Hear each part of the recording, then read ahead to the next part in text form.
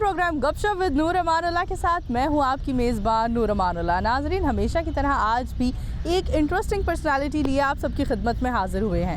आज आप देख सकते हैं हमारे साथ जो शख्सियत मौजूद है, इफ्तिखार इफ़ी साहब। सर, आपका तारुफ क्या करवाऊँ, इतना बड़ा नाम है। और आजकल जो आपका ड्रामा चल रहा है परीजाद, उसके तो लोग दीवाने हैं। हम सबसे पहले शुरू ही करेंगे परीजाद से कि परीजाद का कॉन्सेप्ट क्या है?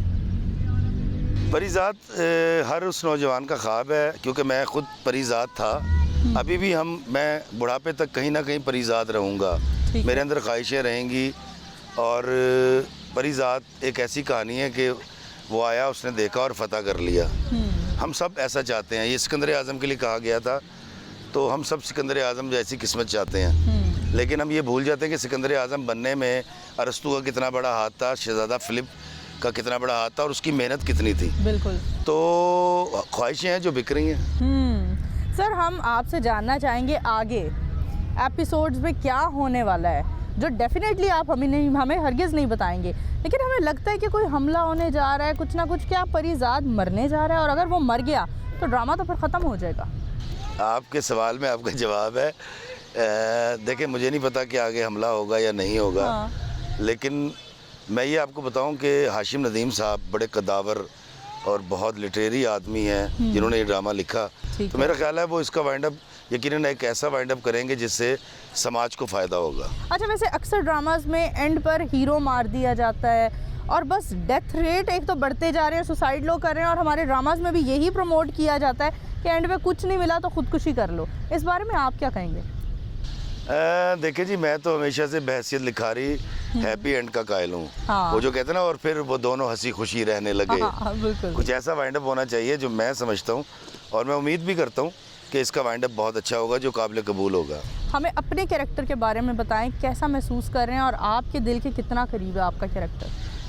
मैंने कमाली से मुझे ये उम्मीद ज़रूर थी कि मैं देखा जाऊँगा, क्योंकि एक छोटी सी पहले भी पहचान है, तो वीलॉग्स के हवाले से भी लोग मोहब्बत करते हैं।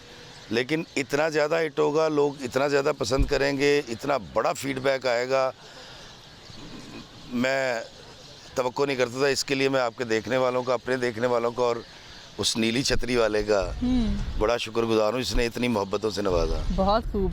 सर, हम जानना चाहेंगे आपके रोज़ाना की क्या रूटीन होती है, कैसे आगाज़ करते हैं? और एक और बात जो सबसे मायूब लग रही है, ये व्लॉगिंग तो यार यंगस्टर्स का काम है, तो इस एज में आप करते हैं और फिर इतना अप्रिशिएट करते हैं, लोग इतना पसंद करते हैं।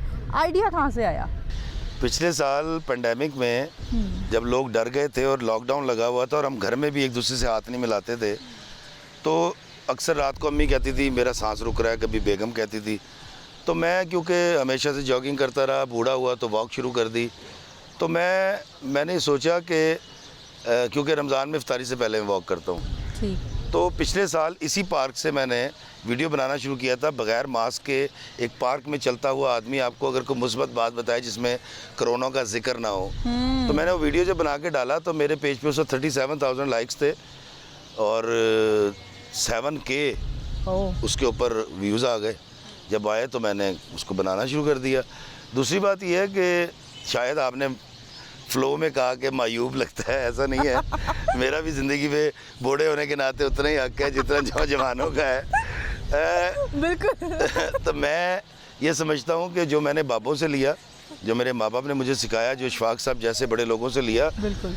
आपका क्या कसूर है, आप लोग उनसे नहीं मिले। तो मैंने ये पे ड्यूटी बना ली कि यार मैं इनसे एक मुस्बत बात करूँगा जिसमें ना सियासत होगी, ना फ़िरका परस्ती की बात होगी, ना करंट अफेयर डिस्कस होंगे, मोहब्बत, प्यार और इंसान दोस्ती की बात होगी। तो शायद उसको अल्लाह ने इज़्ज़त दी और आप लोगों ने पसंद किया। और दूसरी बात यह कि मैं व्लॉगर नहीं हूँ, मैं मोटिवेशन स्पीकर नहीं हूँ, मैं एक सेवक हूँ और जब तक ज़िंदा हूँ इस समाज की सेवा करता रहूँगा। क्या कहने हैं आपकी। इतनी हमें शायरी सुनने को मिलती है जो बहुत ज़्यादा यंगस्टर्स पसंद कर रहे हैं और स्टेटस पर लगी होती हैं। हमें कोई अपना कलाम सुनाना चाहेंगे? जी, मैं वो काफ़ी सुना चुका हूँ, किसी बशर में हज़ार खामी। और दूसरा, आज मैं आपको एक और चीज़ सुनाता हूँ, बड़ी खूबसूरत चीज़ है। ज़रूर सर। और वो ये है कि जो खा के पत्थर दुआएं देगा वही रहेगा। जो खा के पत्थर दुआएं देगा वही रहेगा। हर एक नश्तर को जो सहेगा वही रहेगा। जो अपने हिस्से की सारी खुशियों को बांट देगा, जो दुख जहाँ के समेट लेगा वही रहेगा, उदास चेहरों को जिसके दम से खुशी मिलेगी, क्या बात। मुसर्रतों को दवाम देगा वही रहेगा। और शेर है कि जो हर बशर की हर एक गलती को छोड़ देगा, जो हर बशर की हर एक गलती को छोड़ देगा, अना के केटू को सर करेगा वही रहेगा, अना के केटू को सर करेगा वही रहेगा। और है कि जी शिकायतों को संभाल रखेगा अपने दिल में, हाँ, शिकायतों को संभाल रखेगा अपने दिल में, जो सुन के आगे नहीं कहेगा वही रहेगा। और आखिरी शेर है, जो अपनी खुशियों के सब खजीने कमाई सारी, जो अपनी खुशियों के सब खजीने कमाई सारी, खुदा के बंदों पे वार देगा वही रहेगा, जो खा के पत्थर दुआएं देगा वही रहेगा, हर एक नश्तर को जो सहेगा वही रहेगा। क्या बात है सर, ज़बरदस्त, बहुत खूब। बहुत शुक्रिया सर पूछना चाहूँगी, एक इंसान होता है जब थोड़ा सा नाम आ जाता है, फिर पैसा आ जाता है, फिर शोहरत, सब हर किसी की ख्वाहिश होती है, तो लोग तो बहुत ज़्यादा कॉन्शियस हो जाते हैं। आप इस वक्त यहाँ मौजूद हैं और एक सादा तबीयत इंसान है और यहाँ बैठे हुए हैं और सामने इतना बड़ा झुंड मौजूद है और लोगों के सामने बैठकर इंटरव्यू दे रहे हैं। ब्रांड कॉन्शियसनेस आपके अंदर हमें दूर दूर तक कहीं नज़र नहीं आ रही, इसकी क्या वजह है? पहली बात यह है कि मैं ब्रांड नहीं हूँ, मैं इंसान हूँ और इंसान ज़मीन पर इसलिए रहे कि इससे ही 6 फुट नीचे जाना है मुझे। हाँ। दूसरी बात यह है कि मैं इस लाहौर शहर में, मैं पक्का लाहौरिया हूँ और इसी शहर में मैं 30, 31, 35 साल 40 साल की उम्र तक मोटरसाइकिल चलाता रहा और कमाली या गुल्लू बादशाह या इस तरह के करैक्टर या नागन लिखने के लिए तगो करता रहा और गुमनामी से नाम तक, ना होने से होने तक मैंने बहुत कुछ सीखा और वो थी इंसान दोस्ती, अल्लाह के बंदों से मोहब्बत। मैं फ़कीर हूँ, मैं दाता सरकार हाज़िरी देता हूँ, मैं मियाँ मीर सरकार जाता हूँ मैं बाबों को सलाम करने के लिए। और एक फ़कीर को आप अगर हीरा दे देंगे वो उसका क्या करेगा? तो मुझे आप जो मोहब्बत देते हैं मेरे लिए सिर्फ वो काफ़ी है, वो प्यार काफ़ी है। अल्लाह ताला उन लोगों को कभी पसंद नहीं करता जो, कुरान में अल्लाह कहता है, जो गाल फुला के गुस्से से बात करते हैं। फिर आगे वो कहता है तुम इस ज़मीन पर अकड़ के मत चलो, तुम इसको फाड़ नहीं सकते। तो मैं तो वैसी फ़कीर हूँ और वैसे भी कोई भी शोहरत दायमी नहीं होती, आर्जी होती है। कमाली ख़त्म होगा तो बचेगा फिर वही वीलॉग, वो जिसको आप वीलॉगर कह रही थी, जो रोज़ सुबह वॉक करते हुए कहेगा अस्सलाम वालेकुम मेरे अजीज़ो अकारिब, मैं इफ्तिखार रफ़ी प्यारे पाकिस्तान के सिटी ऑफ लव लाहौर से। तो दवाम उसी को मिलेगा जो अल्लाह के बंदों से मोहब्बत करता है। सर हमारे देखने वालों को क्या कहना चाहेंगे? परीज़ाद ड्रामे की तरफ दोबारा चलते हैं और क्या कहना चाहेंगे? परीज़ाद ड्रामा लोगों के हवास पर सवार हो चुका है, हर कोई परीज़ाद बनना चाहता है, हर कोई अपनी लाइफ में शॉर्टकट चाहता है कि बहुत जल्दी मैं कुछ ऐसा कर लूँ, बहुत सारा पैसा कमा लूँ। तो लोगों को क्या नसीहत करेंगे उस ड्रामे से? देखिए जी, पहली मिसाल तो मेरी है, मुझे 28 साल लगे यहाँ आने में, मोटरसाइकिल से गाड़ियों तक आने में और ख़ाली जेब से बैंक बैलेंस बनाने में, लाहौर से यूरोप तक का सफ़र करने में 28 साल करियर के, और वैसे मेरी 54 साल उम्र है। तो आप देख लें कि शॉर्टकट है कोई? गंदम का खेत साल बाद फसल देता है, बिल्कुल। दिन के बाद 24 घंटे लगते हैं रात को आने में और रात के बाद 24 घंटे लगते हैं दिन को आने में। तरक्की का कोई शॉर्टकट नहीं है, ये एक जोहद मुसलसल है, जीते रहें। मैं अक्सर यूनिवर्सिटी में जाता हूँ या वो लोग जो अपना करियर बना रहे हैं और कारोबार कर रहे हैं, मैं उनसे हमेशा ही कहता हूँ कि जब तक आप गाड़ी नहीं ले लेते या आप गोल अचीव नहीं कर रहे थे तब तक आप परेशान रहते हैं। ऐसे ही है ना? नहीं, वो 10 साल में मिले आपकी ख्वाहिश की तकमील, 5 साल में या आपकी डिग्री 4 साल में हो, वो जो बीच का स्पैन है वो जीना बड़ा ज़रूरी है। उसमें ज़िंदा रहना बड़ा ज़रूरी है, उसमें खुश रहना बड़ा ज़रूरी है। हम अक्सर ये करते हैं कि जब तक वो काम नहीं होगा तो बैठे में हैं। ऐसा नहीं है, अल्लाह ताला आपको सब कुछ दे देगा जो आप चाहते हैं और वो देता है और वही तो देता है बेशक। लेकिन उस दरमियान के हिस्से में जब कोई तलब आप कर रहे हैं, मैं आप सिर्फ ये कहूँगा जीना मत छोड़िएगा, ज़िंदगी को रास्ता ज़रूर दीजिएगा। बहुत बहुत बहुत बहुत खूब। सर आजकल आपके कुछ कलाम स्टेटस पर लोगों के बहुत फेमस हो रहे हैं, लोग सुनते हैं। हमें कोई अपना ताज़ा कलाम ऐसा सुना दें जो आपके दिल के बेहद करीब है। जी आजकल तो मौजूदा सिचुएशन पे यही है कि कोई तुमसे है परेशान, ज़रा देख तो लो, ऐसे होते हैं मुसलमान, ज़रा देख तो लो, इज़्ज़त नफ्स को लोगों की कुचल डाला है और बने बैठे हो अनजान, ज़रा देख तो लो, तुमको भेजा है मोहब्बत के लिए धरती पे और तुम हो गए हैवान, ज़रा देख तो लो, और दर्द लिखते हो मगर पढ़ नहीं सकते चेहरे, दर्द लिखते हो मगर पढ़ नहीं सकते चेहरे, तुम तो हो साहिब ईमान,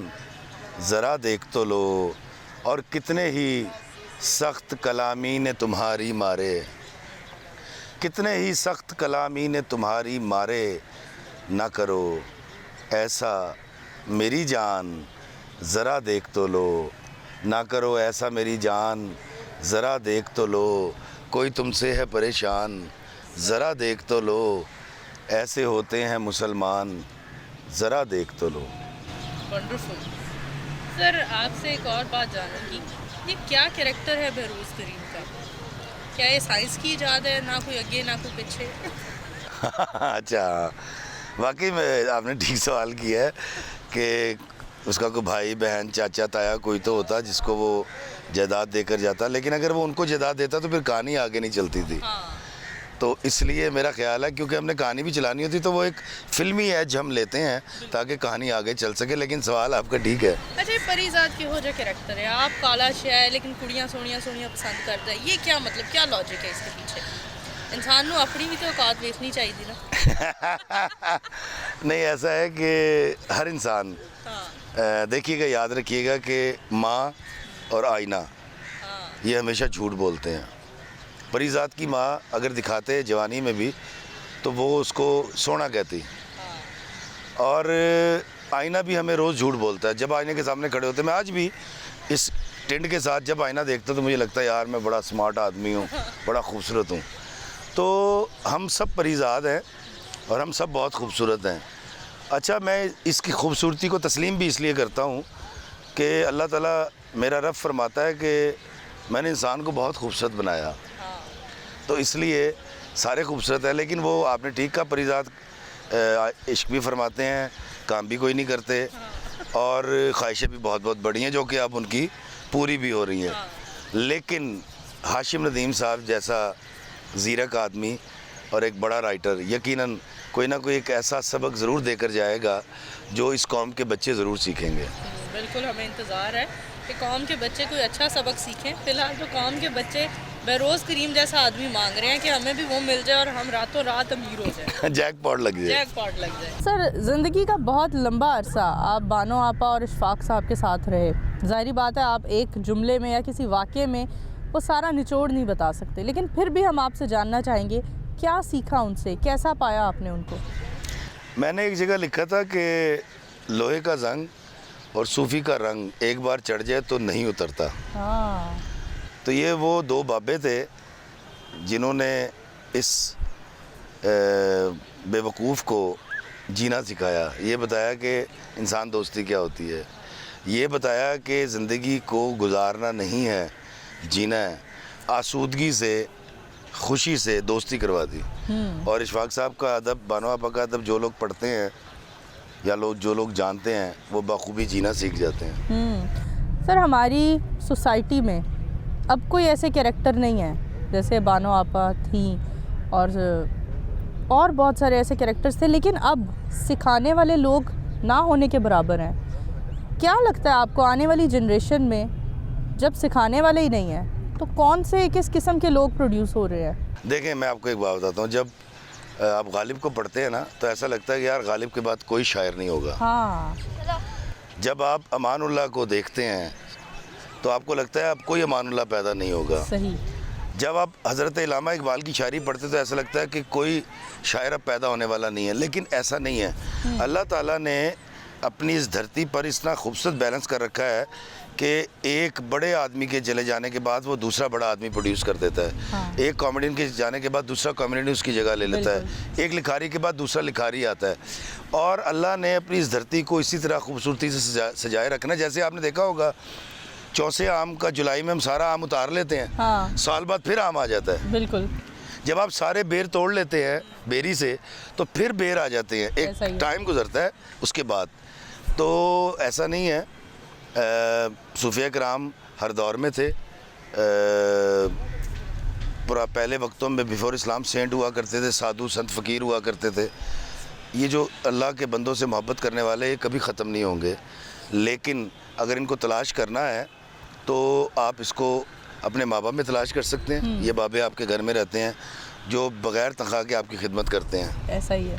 ये वो सफाई वाला है जो आपके घर से आपका गंद उठा कर ले जाता है और 100 रुपये या 200 रुपये के इवज़। आहा। ये वो मोची है जो आपकी टूटी हुई जूती को जोड़ देता है, टाँका लगाता है।